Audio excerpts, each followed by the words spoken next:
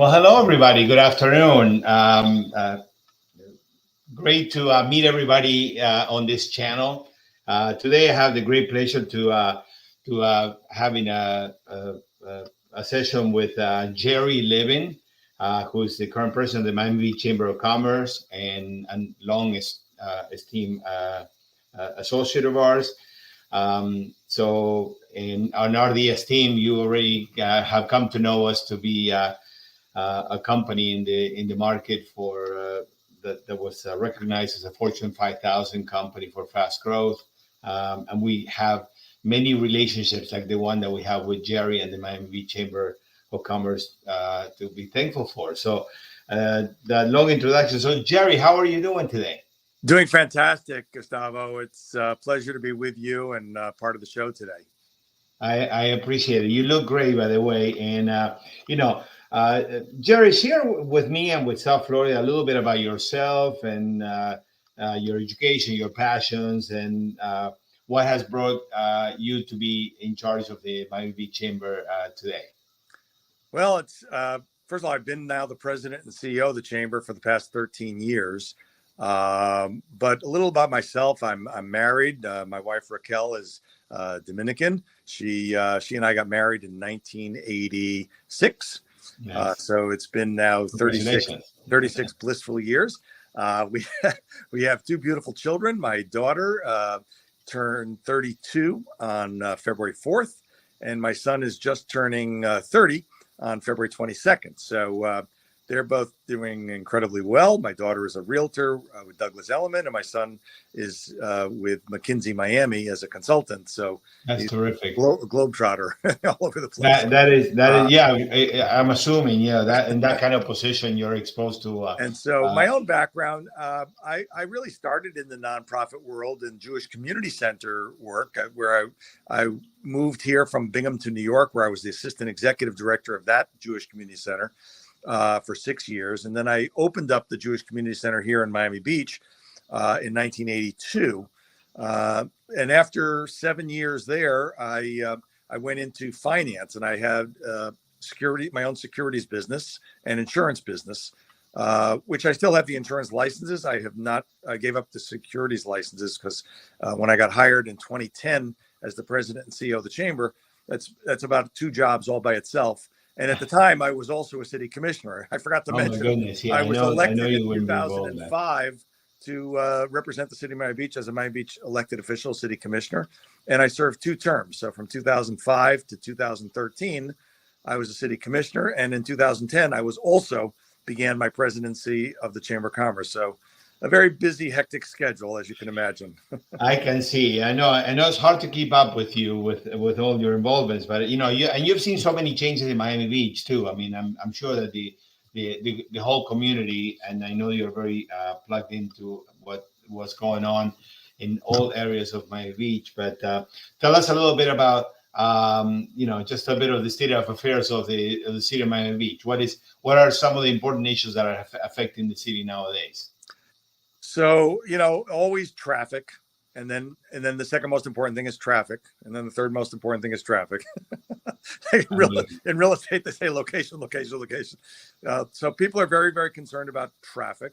Also, we have a really, not just Miami Beach, but I think the entire country and certainly Miami-Dade County, it's really gotten to a crisis for attainable housing. The price of housing for rents and for purchase have just, gotten out of the stratosphere. Miami Beach was always very expensive because we're, an island, and the land is extremely valuable and expensive to buy and build on. So the developers, when they build a project, they start with multi-million-dollar, units. It's not like for the average guy who's going to be a police officer, a teacher, a firefighter, or any normal, hotel employee. Really, you're not buying a condo in Miami Beach. So it's gotten more and more expensive for renting in condos and for the buildings, and that's really a major problem even for our industry, because it's hard to hire employees. When you think about, there was an article a couple of years ago talking about a woman who was a housekeeper at the Fontainebleau. I don't know if you remember the story. I think she lived in Hialeah, and she had to get up at 3 a.m. every day to take the first bus, which took her to downtown to transfer to a second bus, which then took her to Miami Beach to take a third bus so she could be at the Fontainebleau to start her work shift at 7 a.m. And then she worked until like 5 o'clock and had to do these 3 transfers, not getting home till probably 8 or 9 at night to make dinner for her family, and then start all over again, getting up at 2 o'clock to do the buses again. So, and that's for probably like a $15 an hour job, to make beds. So it doesn't work. Restaurants are having a very difficult time, hiring dishwashers and waiters and waitresses. Used to be 3 and 4 people could share an apartment on Miami Beach, and maybe it was a $1,800 or $2,000 2-bedroom apartment, and they could all scrape by. And now that 2-bedroom apartment is like $3,400, and you can't make it if you're making under $15 an hour, even who knows at whatever salary. It's very expensive. So housing is a problem, traffic is a problem, but we are blessed. Miami Beach is still the cat's meow. People from all over the world would give, their life savings. They save up to go to Miami Beach for a week and think, wow, when can I come back? So we live here. We overlook, so much of the things that other people, we pick on so many things that other people overlook when they come here. It doesn't seem to bother them that there's traffic. That the hotels are expensive. Well, there's only one Miami Beach, and we've all known we've grown to have it in our backyard. But for people all over the world, this is like really a dream spot, and we're very privileged to be here. And Gustavo, you asked me, if you asked me what's changed. So back in the early and mid '80s when I got here, you could honestly say that there were really seasons. Even though the weather was always great, but there was a high season and a low season and a shoulder season in terms of the rates of the rooms and the hotels and whatnot, and how busy the city was. And honestly, we don't have seasons anymore. On any given weekend, our population in the city grows from we're about 88,000 permanent residents, but we could go to 250 to 300,000 in any weekend. It's not like just Memorial Day or just July 4th. It's, between Boat Show, which is next week, and Basel and the Aspen Institute, which is the week of March 3rd, and Goodwood, Car Festival is going to be, and concerts. And I mean, there's always something. And it's just, at any given weekend, a couple 100,000 people at a time. That's incredible. And I know that the chamber plays a pivotal role in divulging that information and putting, connecting dots so that all these events, take place seamlessly. But among all the other things that the chamber is doing, I was reading a little bit about, some of the educational principles that you are spearheading.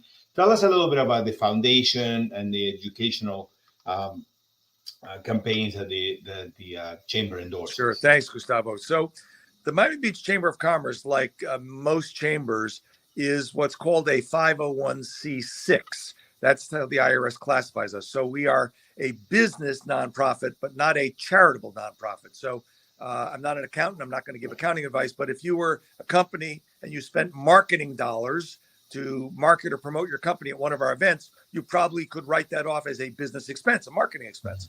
But if you wrote a check to the chamber, it's not a charitable tax deduction. On the other hand, our chamber owns a 501c3, which is a not-for-profit charitable institution. And that 501c3 that we own is called the Miami Beach Chamber Education Foundation. Mm-hmm. And that foundation is pretty much exclusively dedicated to public schools that are within what's called the Miami Beach feeder pattern. And that's 8 schools, 6 of which are physically located in Miami Beach. 1 is in North Bay Village, that's called Treasure Island Elementary, and 1 is in Bay Harbor Island, Ruth K. Broad. But they're still part of the Miami Beach feeder pattern, as the children from those 2 schools will ultimately end up, if they stay in the public school system, at the Miami Beach Senior High. So they feed into the Miami Beach school system. And so our Education Foundation does a tremendous job, and we focus on all kinds of programs. The largest ones, we do a mental health program. We provide mental health counselors in all of the 6 Miami Beach schools. That's a program that is over $150,000 a year, where we partner with the city of Miami Beach to pay for counselors to go a couple days a week to each of the schools to identify different mental health issues. Thank God we have not yet had any kind of a shooting, Good. In our community. Hopefully that will never happen, but you don't know. And a lot of times when you see, how those things evolved, you find out that the child that did the shooting, God forbid, he was bullied or she was harassed or, whatever. And so we try to identify those things with the mental health counselors before we have, a greater tragedy. We also have a nursing program, which I started back in 2011 or 2012. We competed for a national prize, which we were fortunate. We won first prize, competing against 30 other cities to win a $30,000 grant to work on an issue within your community that we wanted to resolve. And what I became aware of is that some of our schools did not have a nurse. And, you and I are, up there a little bit. When we went to school, I'm sure there was a nurse in our school, right? We always had a nurse. We had a principal and we had a gym teacher. Well, there are no gym teachers anymore. Now they just throw a ball out and kids go to recess. The schools cut back on everything. Teachers have to bring their own art supplies in. They cut back on all kinds of supplies. And half the schools don't have nurses. So we competed for this contest that was sponsored by Aetna. As I say, we won. It was a $30 prize. And what I wanted to do was to hire a nurse at North Beach Elementary, which didn't have a nurse. And we did win. But then I found out that we were not allowed to do that. And we had to, if we were going to hire a nurse, it had to be through the Borinquen Medical company. And it cost $90,000. And we had two other schools that didn't have a nurse. So we went ahead and we raised $270,000 and we got the nurse in all three schools. Oh, nice. Okay, very nice. That program has continued today since 2012, and we've expanded to include the mental health program. Something that we're currently doing, very, very large program. We found out that Miami Beach Senior High did not have a program that is nationally acclaimed called Pro Start. And the Pro Start program is one in which juniors and seniors are trained to be eligible to be hired right out of high school in high-paying jobs in our restaurants and in our hospitality industry. They learn how to manage restaurants, hotels. And interestingly, there were only about 6 schools in all of Dade County that had this Pro Start program. So we visited Beach High and we saw the culinary arts kitchen, and the equipment was like 1950s hot plates and everything. We said, you know what? That's really a shame. And if we're going to create a Pro Start program here, we want the kids to have top of the line, state of the art equipment, just like if they went into one of our high end restaurants, they should be working on the same exact equipment so they're ready to go to work. So we priced it out and we committed to raising $300,000 through our education foundation to purchase all brand new equipment and donate it to Beach High. And in part of doing that, we got the school board to commit to pay for all of the infrastructure improvements, the hoods, the electric, the plumbing, the architectural design, and all of that. So they're in for $960,000, and we're in for $300,000. I'm very pleased to tell you that we approached the city of Miami Beach and asked them for a match on the first $100,000 we raised. Asked them to match it, which they did. We've raised an additional $30,000, so we've currently raised $230,000. And the construction begins April 1st. That the school board will be starting the renovations. And we have just recently submitted a grant proposal, actually went in today, to both the House and the Senate in Florida for the balance of the $70,000. And we're optimistic that will be approved if the governor doesn't redline it.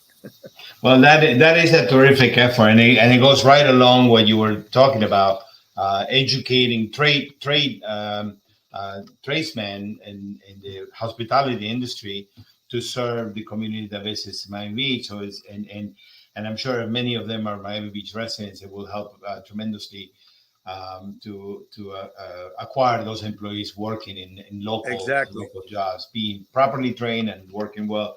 You touched upon a couple of things that I also wanted to share with you. When we talked about the educational foundation, and I know all the good that you guys are doing, we try to do a little bit of good as well. We actually currently have a campaign in which we will fundraise. It's not a fundraise, I should say. It's a donation of painting kits for children, and this we call the Keto Paints. And if my assistant can put the link to the website, that's something that would definitely love to share information with you and with all the other members of the Miami Beach Chamber, in which anybody, it could be a mom, it could be somebody involved with the school, they can submit the request for a donation, and we will donate in our website. There you go. Thank you. For that, it's just a very simple form. We also have a foundation, very much like your, like it's not a 501c, but it's a foundation. Mm-hmm. And so what we ask for is, the name of the organization, some of the reasons why you would want that donated.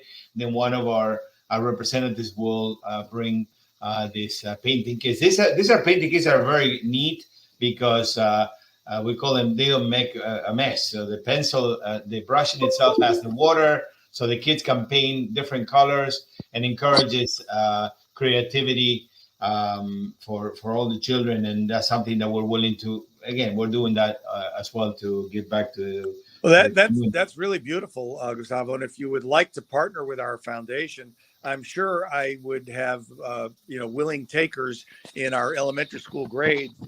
We've got 6 of those schools that are elementary, and you just tell me how many you want to donate. We can pick one school, one grade. It could be third grade, second grade. Okay, so this is a perfect conversation to have, and make sure to share all the rest of the information with you. And again, the website and that what we're looking is for people like you, like-minded, to help us spread out the message. I'm a huge believer that if you do good will come in return.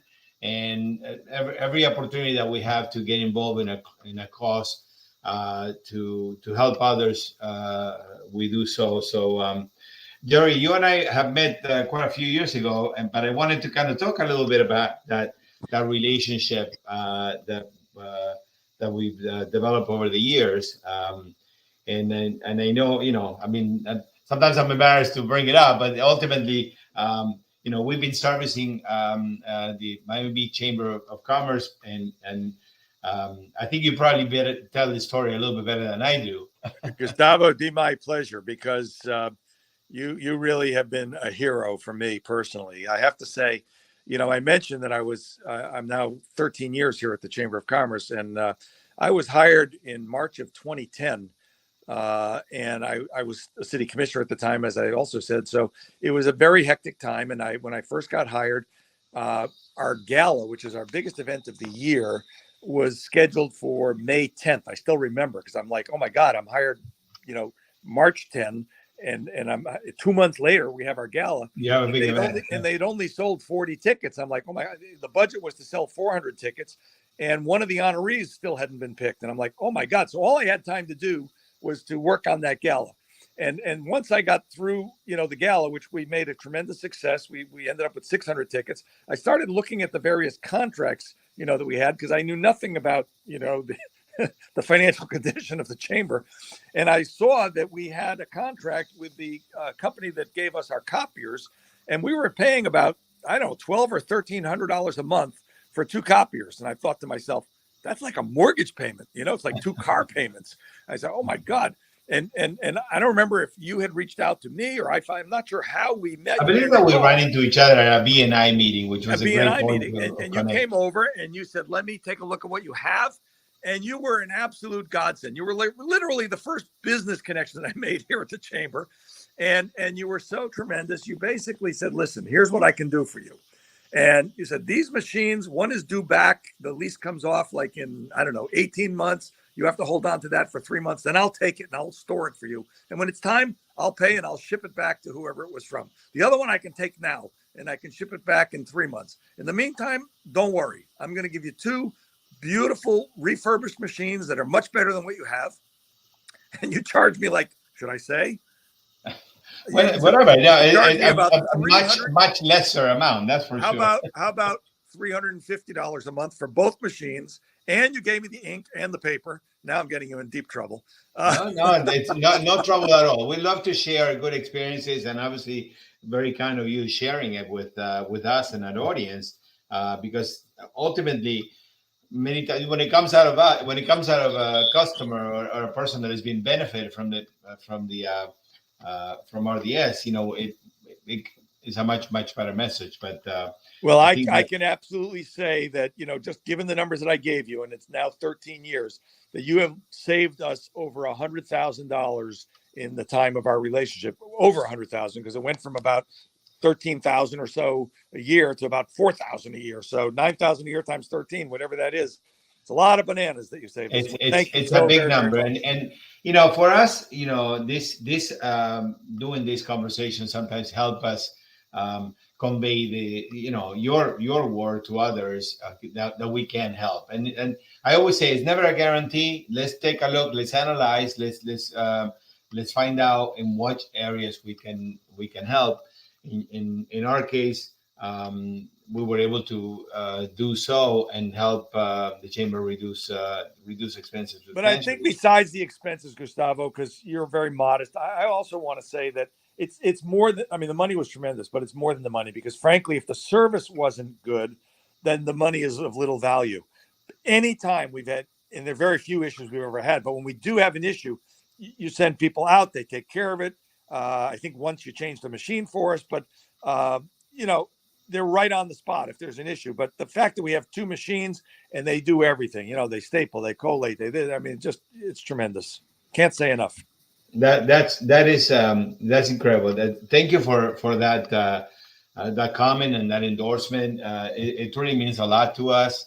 Throughout the years, I mean, sometimes we say, what more can we do to help or be involved in the chamber? But what you're doing here today is a message I would like to spread to others, because I think we can bring some benefit to it. I Um, honestly, anyone who's watching this and is thinking about it or has copiers, I would say there's zero reason you're doing a disservice to your company or to your employees if you don't at least, get a quote and get a check, because I would have never in 100 years thought that we could save that kind of money. I mean, so, you owe it to yourself to at least get a check. It costs nothing to get a quote and to see you'll probably get an upgrade and save money besides. So no harm in checking. That's what I say. Well, that is great, and my God, you did such a great commercial for us, because Where do you get my bill?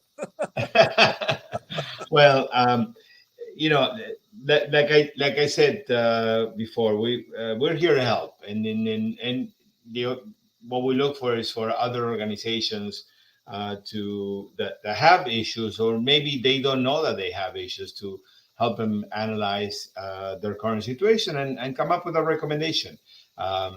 In I've said it before. If anybody reaches out to us, it's like, it may not be the right time now, but at least have a friend in the business and somebody you can rely on and trust to give you the proper advice, and that's really what makes us different. And we've been very successful in growing our company based on the relationships that we build, and our relationship, the relationship with the Miami Beach Chamber and with you and with all your staff, it's been terrific. We're very proud to be in this position.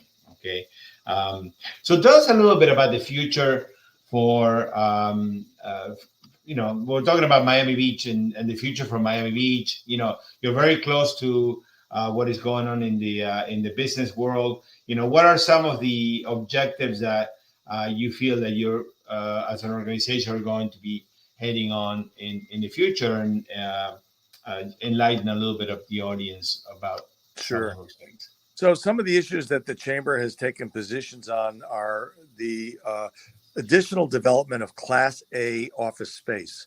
And if that, some people may not be aware what that is.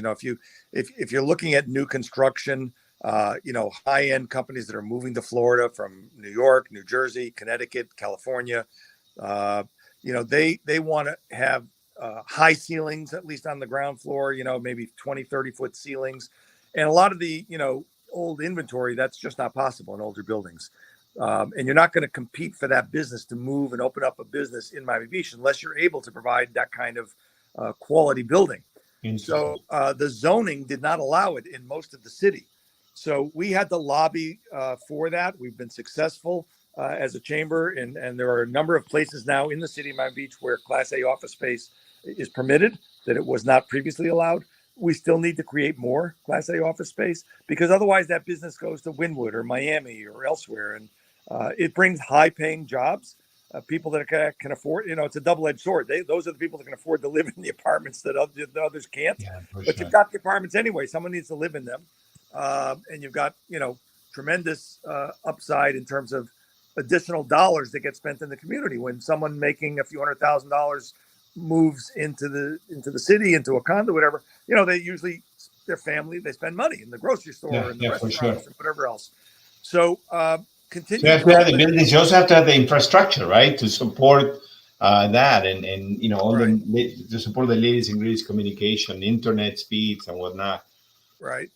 But we've also, specifically been working on enrichment in the way of cultural attributes in our city. Years ago in 2001, we were supposed to have the first Art Basel in Miami Beach. And that was when we had the 9/11, tragedy, and it got canceled. So the first year really ended up being 2002. All the money from Art Basel had already been planned and spent. And so they lost. It took like 3 years before they actually even broke even to make up for all the money they lost with no show in 2001. Wow. But people had considered Miami Beach and Miami, frankly, as a cultural wasteland. But I think there was a seminal moment when Art Basel, decided to renew for 5 more years. And then we had the PAM Museum open up downtown. The city of Miami Beach and the Frost Museum, the Adrian Arsh Center about 25 years ago. And the city of Miami Beach, under the leadership of our current mayor, Dan Gelber, and all of the officials, have really been dedicating themselves to finding more and more ways to enhance our cultural institutions in Miami Beach. We want to be known as a place where people can come and live and work and play, and not just come and visit and leave. There has to be something more than just go to the beach and party and drink all night. That's all fine. Not against any of that, but you need the family things. You need the cultural things. And as a community, we, by over 66%, voted to pass a bond issue for $139 million of cultural bonds. And these dollars will all be spent to give significant upgrades to the various cultural institutions we have: the Bass Museum, the ballet building, you name it, the North Beach Band Shell, the Byron Carlisle. So all of the cultural institutions are getting many millions of dollars to either provide new programming or substantially upgrade facilities that they have that are in need of upgrade. So, we really are on the cusp, and I think already over the hill, over the corner, of being recognized globally as a wonderful city for cultural and entertainment as well. That is excellent. Such a great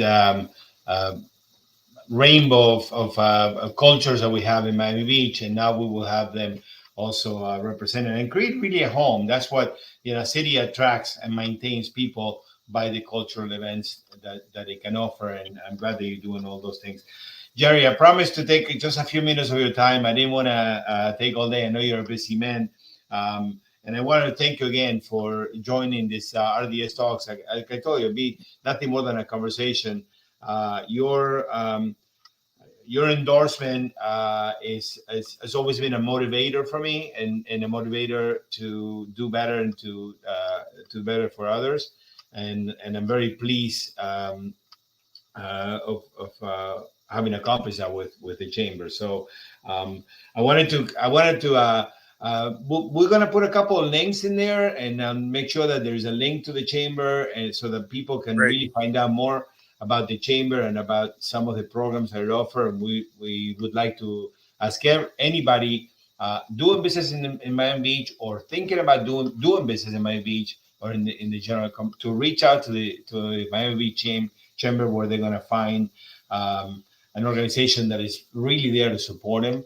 At the same time, if you can help us to all your network of contacts to spread out this message, we have the Keto Pain Foundation, the Keto Pain program that we're doing under the RDS Team Foundation, and many others, and would love to just spread the word and get more people benefiting from that. Well, that would be great. And if I may, you know, anyone who's interested could please go to our website. It's loaded with information, miamibeachchamber.com.